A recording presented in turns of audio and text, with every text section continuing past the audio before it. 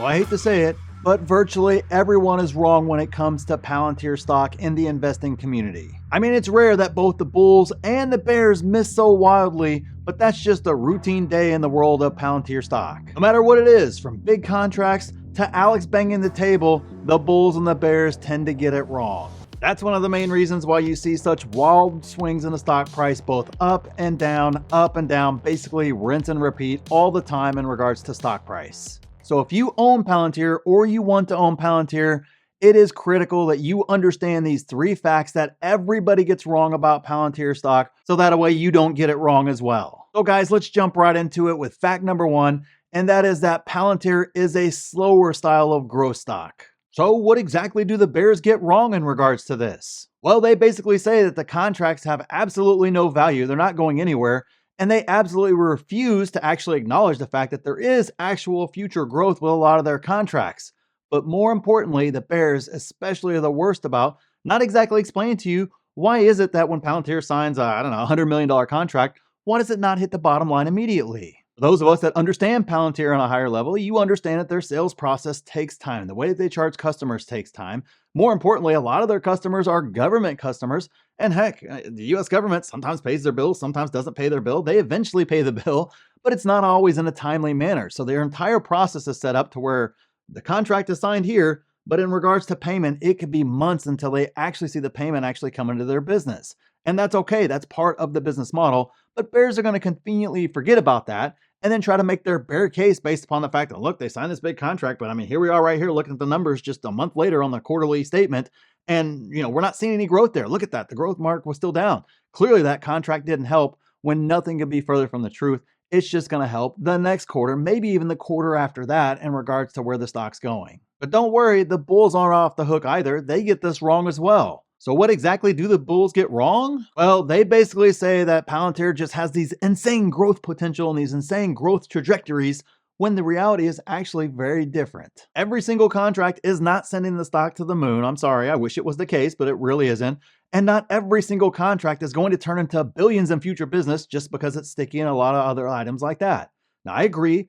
I think that the business is very sticky, but a lot of these bull cases are built on these projections based upon future business and a lot of if this, then that kind of happens, when that's not actually the reality. Not everybody's going to be happy with Palantir. Not everybody can afford to continue to re-up at some of the prices that Palantir is offering there. This stock in and of itself is kind of a slower style growth stock, and I'm okay with that. I don't need Palantir to be in every single business across the world and completely dominate AI and all the other ridiculous narratives that kind of go on out there in order for it to be a successful company. It is going to be a slower style growth stock, meaning it is steady and consistent, and a lot of other things like that in regards to bringing in business, but it's not set up to just be across the world in every business and a part of everyday life for every single person out there. It's just not that style of company to begin with. So attaching some of these insane growth rates to it, although I would be very happy if that happens, a lot of times it's not necessarily realistic for us as shareholders to expect that sort of explosive growth, regardless of how far they're able to expand into the future. It's just not set up that way in the first place as a business to see that. So moving on to fact number 2, and that would be Alex doesn't care a whole lot about shareholders. I'm sorry guys, but this right here is just a flat out truth, and this is exactly what the bulls get wrong right here. And that would be saying that Alex is shareholder friendly when he honestly just is not. And no, I don't care that he's gotten better over the past year. And I would agree he has gotten better over the past year. His earnings calls are a lot better. His interactions with the media are a lot better. But if you understand those personality types and you're actually reading between the lines, a lot of that is being forced. Clearly, he's willing to listen to direction from the board. He's willing to take that, that kind of feeling on board in regards to, hey, you need to do more for your shareholders. But you can't take a guy who has repeatedly been combative about share price and creating shareholder value and a lot of other things like that. And then magically, all of a sudden, just a few months later, now all of a sudden he's Mr. Friendly to the shareholder type CEO. It's just not how it works. I'm sorry, just because he's gotten better on an earnings call and better in the news media does not mean he is magically all of a sudden shareholder friendly to all of us shareholders out there. I think he's understanding the value in regards to building a nice shareholder base. There's a lot of things that he's understanding, but at his core, do I think he's going to make a decision that is best for business and best for his customers, more importantly, than he will for us shareholders? I absolutely think if he's faced with that decision, he's going to make the decision for the business and for the customers, and not necessarily, and it may very well be at the expense of us as shareholders there. And it's something you have to understand with a stock. That's part of the, I won't call it the genius behind the product, but part of the drive and part of the product being so much better than everybody else in the same exact category is the fact that he has that sort of maniacal, focus and vision for what they're going to provide to their customers in the future. And he clearly takes the mission very seriously, especially on the government side, the counterterrorism side and all those sort of things like that. He takes that very, very seriously. And there's no doubt in my mind, in order to make that better, he would absolutely sacrifice some short-term shareholder pain in order to make that thing better there. So to say he's just all of a sudden shareholder friendly is just not true. And it's just not one of those things that I'm going to buy into. So what exactly do the bears get wrong in all this? Well, they basically say Alex is just a tyrant and he's out to absolutely screw shareholders. And he never has you in mind in regards to when he makes decisions. And that right there is factually not true as well. Otherwise, he'd have no interest in being better on earnings calls. Otherwise he wouldn't go on a lot of these interview circuits with CNBC and the others and actually give good interviews, actually give real insight into the company, actually talk not combatively, but actually giving the bull case for the company itself, for what they're doing, for what they're providing.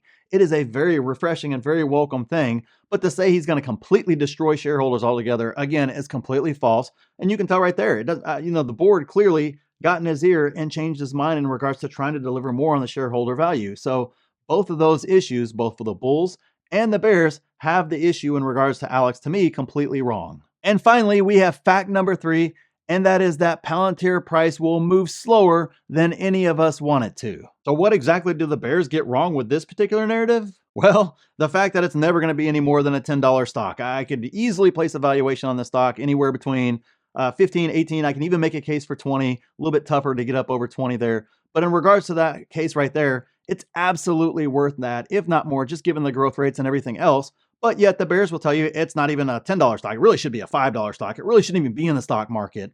We've heard that. You heard that from Kramer, right? I mean, it shouldn't even, it's a dead stock. It's a lot of other things like that. It just gets ridiculous out there. And the bears are just absolutely blind to the actual cash flow that's happening. I guess bears don't know how to look at free cash flow in the first place, because that's something that Palantir has always thrived in. So if they don't understand free cash flow and understand how important that is to the business and how it absolutely provides a value beyond $5 for Palantir, then I don't know what to tell you. But the bears, are completely wrong in regards to that context there. But of course, the bulls are not off the hook either. So let's talk about what the bulls get wrong too. Basically, what they get wrong is thinking that Palantir is going to have basically a Tesla or an Nvidia style run based upon some absolutely ridiculous numbers like those two companies had during their respective huge run-ups.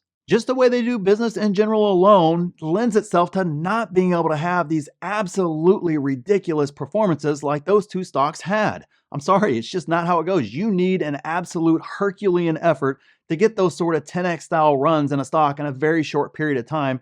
And that's just not the way Palantir is set up in the first place. You need shocking, absolutely ridiculous, out of this world type earnings quarter after quarter after quarter in order to actually see those sorts of incredible runs.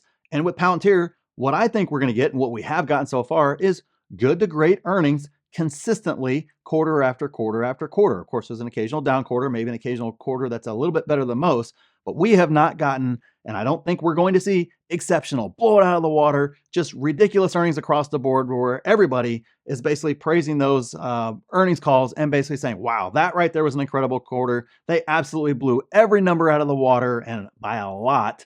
And I just don't see that with Palantir. That's not the way they're going to be. They're going to be a good to great steady grower in regards to the stock, which of course means the stock price, although it may very well be volatile up and down, it's going to follow that same exact pattern. I'm not sure we're going to see that sort of 10x run in regards to the Palantir stock in a very short period of time, which to me is absolutely perfect, because I know in order to get those style runs, you have to have an extended period of time where the stock is completely beaten down, completely undervalued while the company is performing underneath, to where kind of that rubber band gets stretched out real tight. And then of course, when it's ready to rocket, it's ready to rocket up. You need that.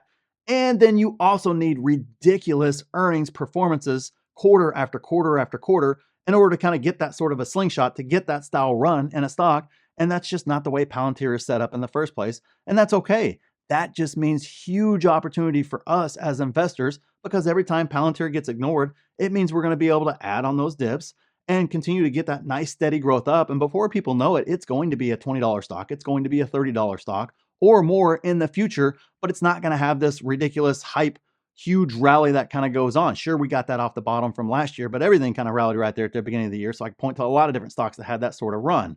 But moving forward, I expect to see slow growth, slow share price appreciation with a lot of volatility in between, because that's just kind of what the stock invites, and I expect to be a long-term gainer for me. That's huge. But if I listen to the bears, I know they're going to be wrong. And if I listen to the bulls, unfortunately, they are setting us up for failure in some cases as well. So you got to make sure you temper those expectations, understand these three facts with the stock. And then at that stage, I think you're ready to be able to have the appropriate expectation level for Palantir long-term. So that way you understand when to add and when to kind of lay off in regards to buying the stock. And if you want to see all my buys of Palantir and all my other stocks in real time, you want to see my watch list complete with price targets, you want to take 5 courses for free on how to do evaluation, how to plan, how to basically do everything in regards to the stock market. And we actually have a real estate course as well and a money course as well.